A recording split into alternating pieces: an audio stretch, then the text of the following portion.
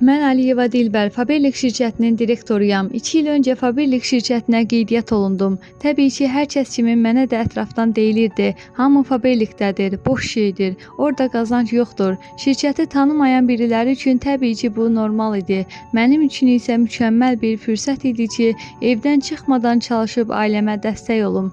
Bəli, mən bugün Faberlikdən əldə etdiyim gəlirlə ailəmə dəstək oluram. Bunu necə etdim?